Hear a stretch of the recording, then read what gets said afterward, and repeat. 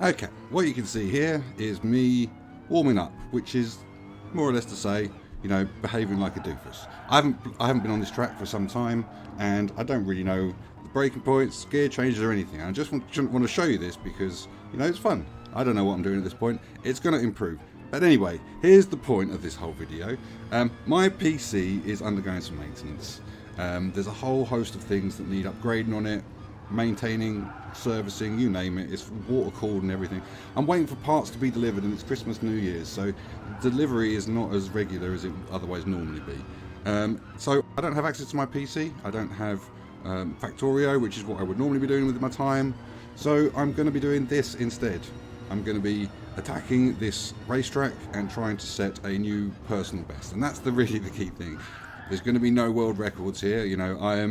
I can go fast, but there's no way I would ever have been, or will ever be, for that matter, any sort of competitive race car driver, or even a competitive race car simulator driver. This is just me having some fun. I like to go fast, and if I sit here and I drive this car and try and beat a time, specifically, if I try and go for some sort of, it's never going to happen, I'm not good enough, world record pace, shall we say, then I'm just going to get frustrated. And really, this is all just about me having fun with this game. So, what is it I'm doing here? This is, primarily what I'm doing is I'm racing this racetrack, and it's my favourite racetrack. It's the racetrack I've been playing for 20 years, since Project Gotham Racing 2 on the OG Xbox. This racetrack has got me hooked. It's why I own virtual reality. It's why I made this fancy pants chair, coffee table racing thing. It's solely so I can race the Nurburgring in virtual reality. That's why I have all of this. And if you're not familiar with the Nurburgring, and let me be specific, we're talking about the Nordschleife. I think that's how you pronounce it. Forgive me if I've ruined it. What I want to get across is that this racetrack is not like any other racetrack on the face of this planet.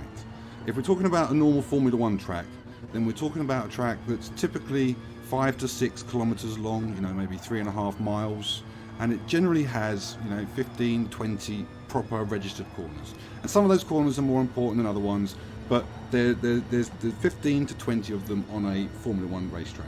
If we're talking about the Nordschleife, then we're talking about a track which is 21 kilometers long, so that's 13 miles, which is like 4 times the length, and it apparently has 154 corners, which is about 8 times the amount on a Formula 1 track. And the reason why I say apparently is because a lot of these corners are there, they're more of an annoyance. You need to know that they're there, but as long as you know that they're there and you can account for them, they're not really corners, they're just slight deviations in the track. There's very, very few places on this track which are actually straight, but there are places which are effectively straight because the corners are manageable at the speed that you're approaching it at relatively easily. So that's what I want to talk about. A normal Formula 1 track, very, very, kind of a couple of miles long. This one, just a whole other beast. And it's not like it's got other horrible things about it as well. It's got bumps and ridges and jumps, camber changes. Sometimes you've got adverse camber. That's where the track kind of wants to push you off the track rather than kind of pull you around it. And then there's extreme positive camber, where it's pushing you, like there's a carousel. I'll get to all of this later. What I want to get across is that this Nürburgring is not like any other racetrack. It's not like any other challenge. It's not like any other driving challenge that you'll see. If we're talking about a normal racetrack, a Formula 1 track, say for example, it's like 2 minutes long. Okay, so what I want to get on at the moment with the footage is I want to start doing a practice run, but that can happen in the background while I'm still talking. So if we take a traditional Formula 1 track, it probably will take, with the car that I'm driving here, it'll probably take about 2, maybe a little bit longer, 2.5 minutes to get around it. And whilst you're driving around it, you've got a lot less corners to navigate, a lot less potential for things to go wrong. And if you make a mistake halfway around that track, you've lost maybe a minute or so of your time. But with the Nürburgring, it takes me 7 minutes with this car to get around it. So you can make a mistake, I can make a mistake, 3.5, 4, 5 minutes into that lap. Still have a whole Formula 1 track left to go, make a mistake, and I've wasted 4 or 5 minutes of my time. And I've got numerous runs in the footage where I've made it to 4 or 5 I don't think I've quite made it to 6 minutes. By the time I've made it to 6 minutes, I'm now on safety mode, not making any mistakes, just want to finish, you know. And that's kind of where you get with this Nurburgring. You get to a point where the end of the track, you're just trying to concentrate on not making any errors. You know, the start of the track, because you're doing over and over and over and over again, the start of the track, you tend to get to know it very, very, very well, very, very intimately. But the end of the track, it's always a little bit of an unknown, because you break so many runs before you're able to get there and practice it. I mean, let's put it this way.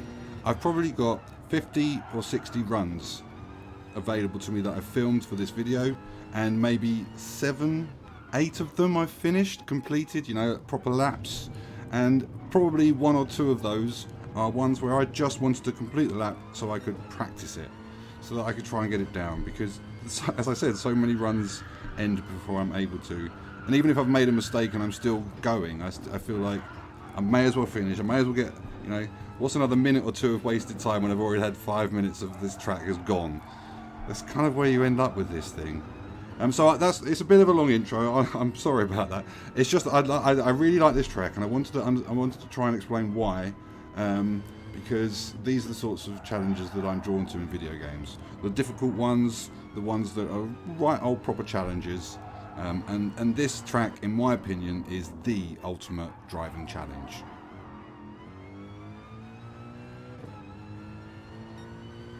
So, there's my benchmark. 7 minutes 10 seconds. Let's have a quick look at what my current personal best is. 6 minutes 51 seconds is my current personal best. That was 20 seconds slower. There's a whole lot of work to do. So let's have a look through some laps, and let's get to a good one so I can take you through the difficult, tricky parts, the pieces of this track that matter.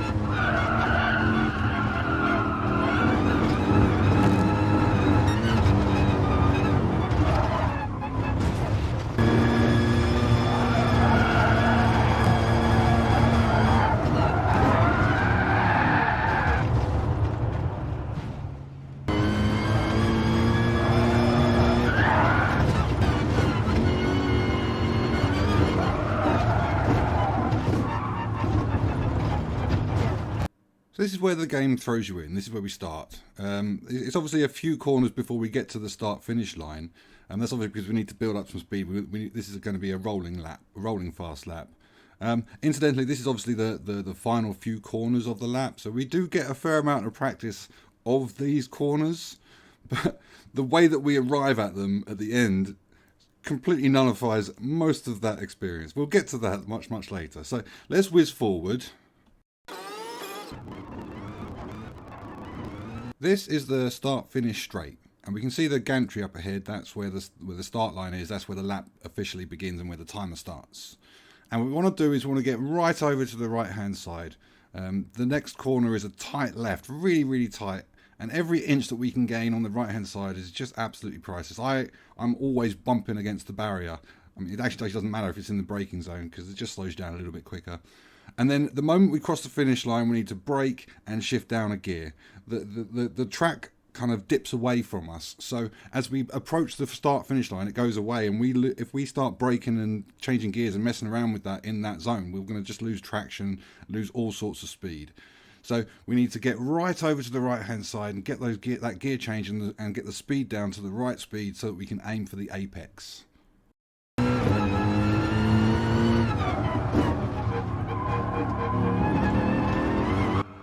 Now, it might just be the fact that this is the corner that you're going to do every single lap, no matter how far you go round, and therefore, because it's just that little bit awkward, it's just that little bit frustrating, you can't really go full pelt at it, and that's why it's annoying. But either way, every lap I go round it, it's never really that perfect, I just kind of stomach whatever the lap gives me. So, let's move on to the next part.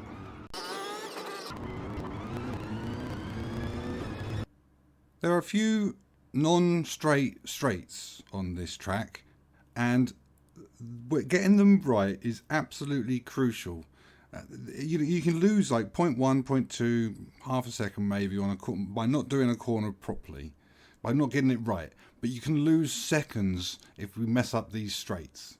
It's really that the corner that leads into these straights is absolutely crucial, and what we're approaching now is one such corner. We've got this jump, and then we've got this tight right hand bend, and we've got to get it really. We've got to enter it as quickly as possible, or we'll lose time along the straight, and we'll lose a lot of time. A lot of runs end right at this corner.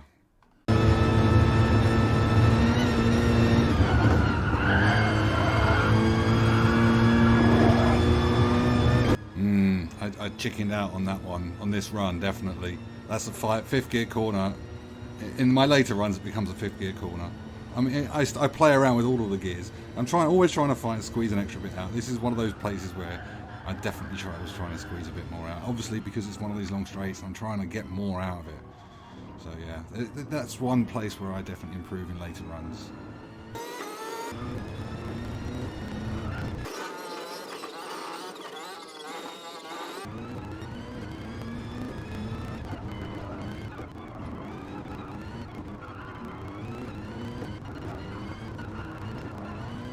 What we are approaching here is an absolute lottery of a corner.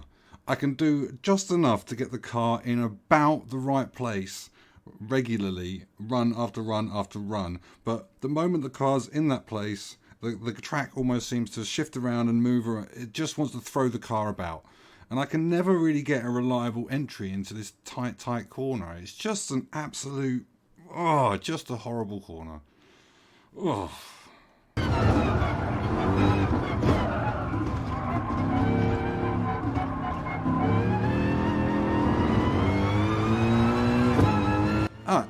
Okay. That was okay. That I would take that most runs.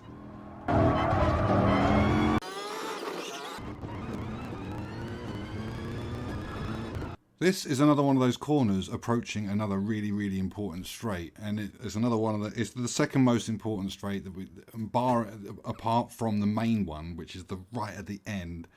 So again, this is so important to get this right. Now the reason why I bring it up is because I always get this corner wrong. The lead up to this corner looks identical to a corner we're just about to go around. I'm not going to go through that in too much detail, but to me they just seem completely identical from an approach perspective. And because they're so close together, I kind of, if I'm in a zone, I just forget that this particular one exists. And this one is like second gear, and the one that I think it is like a fifth gear, and I get it wrong and I just plough into the barriers so many times. It's just a horrible corner. Well, it's not necessarily a horrible corner, I just forget about it, the damn thing, all the time.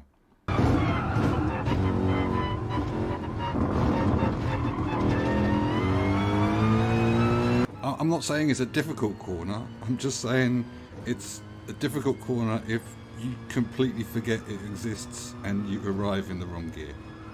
Anyway, this is a long straight.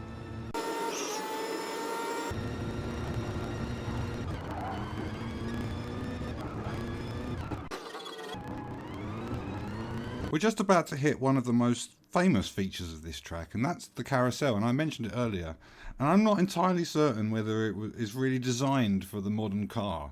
I don't know whether modern cars go round the carousel the way that it's meant to, or whether they just scooch around the top, because it is an aggressive slope to get round it, and you can't really push or accelerate through it because it's such an unusual angle that it will just kick the back end and you just lose all sorts of speed and traction and everything. So you've really just got to get to the right speed, plant the car in the right place, and just drift around it with a little bit of gas. It's a real tricky thing, but you can't push, so you've just got to accept whatever loss you may have had, or it is what it is.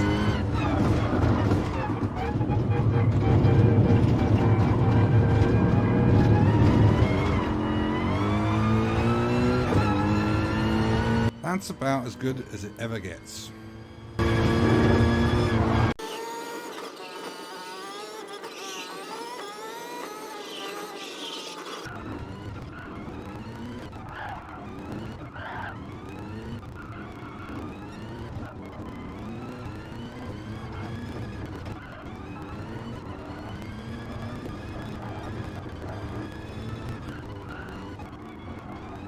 We've got this kind of little mini carousel thing. It's not really a thing. It's just another corner, to be honest. I don't know why they've painted it like this. It just seems like the same to me. It is a little bit banked. Anyway, that's not the point.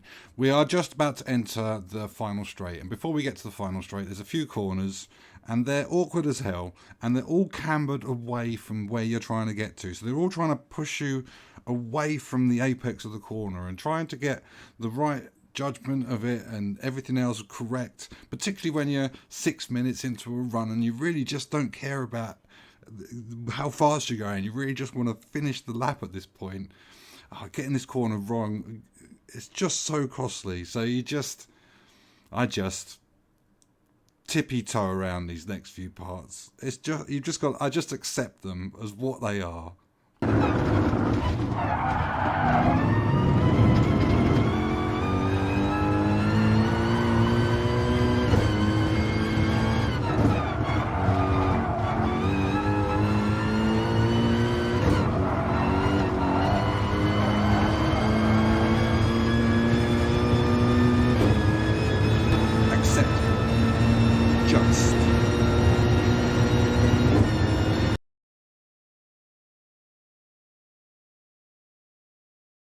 And now the final part of the track, the last part where this can go wrong and you can stuff it into a barrier.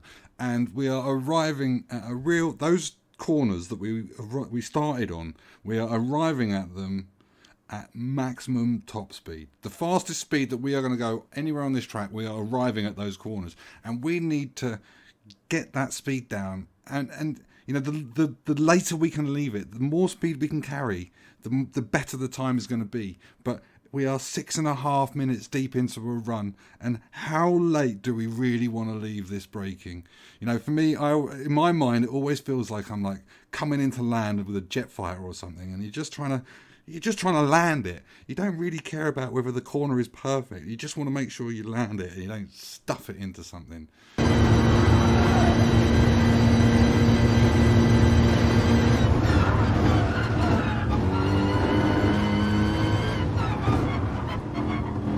Oh, what a wimp, what a wimp. I built it all up and I chickened out. So much is to come from that last bit of the lap. So much is still to come out. I can squeeze seconds. There are seconds there to gain. Anyway. 7 minutes and 1 second. That's a big chunk. That's about half of what we need to close to get down to my personal best. But you know, I've always found the first half's the easier half. The second half of these gaps always a lot more difficult. Onward. We need more laps.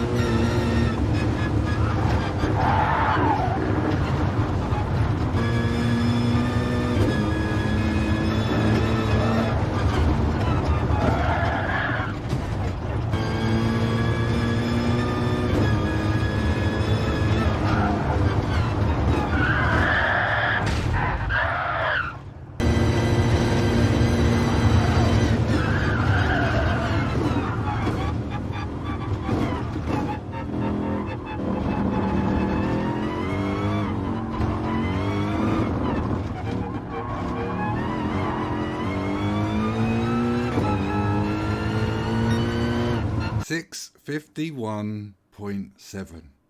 Half a second out. So close, and yet it's at this point in the run where the frustrations really begin. Because in order to feel like I can get that half a second back and beat that personal best, I feel like I need to be a couple of seconds up at about the halfway point in the lap in order to be able to lose some time, because I'm making mistakes all over the place and I'm losing time and crashing and wasting runs. But because I'm trying to gain that extra few seconds, I'm pushing harder and harder and I'm finishing less runs. I'm crashing more. It's just a frustrating moment. And I'm also keeping an eye on the stopwatch, and I really hate that moment because I take my eyes off the track to see what the time is, and it might only be a fraction of a second, but you know, it's a fraction of a second you can't really lose. And I hate it. And I'm starting to stop runs because the time isn't good enough. Oh, these are the runs which were painful for me. Everything from this point onwards.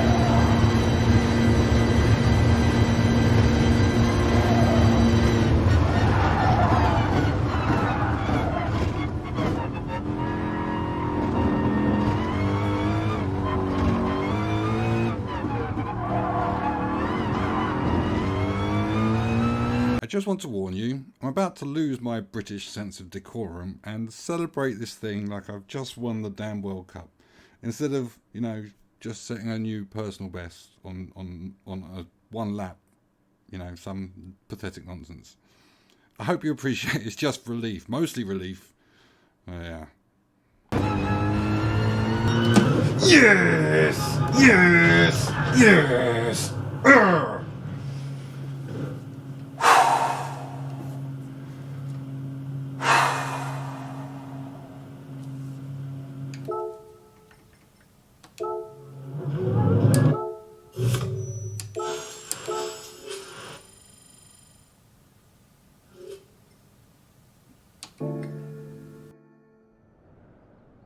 And so, I sit atop my own leaderboard of just my times where I defeat my own laps and just play against myself. Fun times.